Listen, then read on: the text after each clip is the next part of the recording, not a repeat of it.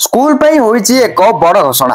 राज्य सरकार आरंभ करने को जाउछंती गदावरीश मिश्र आदर्श प्राथमिक विद्यालय योजना। तेबे कौन यही योजना एवं कहीं योजना आरंभ करा जाउची एने जहाँ भी किसी अपडेट टी आसीची से बाबद समस्ते जानी रखिबा जरूरी।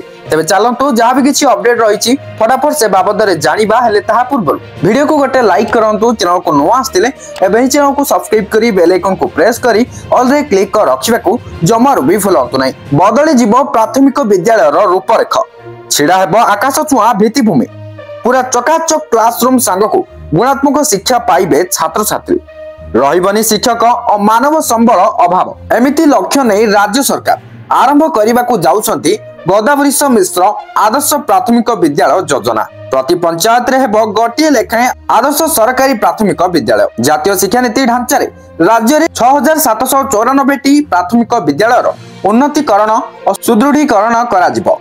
यह प्रस्ताव को राज्य कैबिनेट मंजूरी मिली।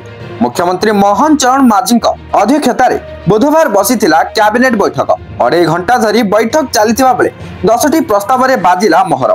हाईस्कूल रूपांतरण करने को हेले या अंतर्गत गोटे फीड प्राथमिक विद्यालय रूपांतरण करने को पड़िबो। सरकार प्रति पंचायत आदर्श प्राथमिक विद्यालय प्रतिष्ठा करेंगे जहाँकि प्रथम रु अष्टम श्रेणी पर।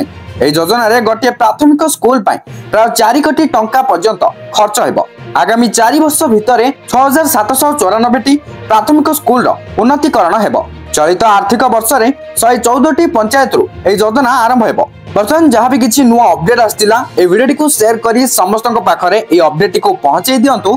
Thank you for watching.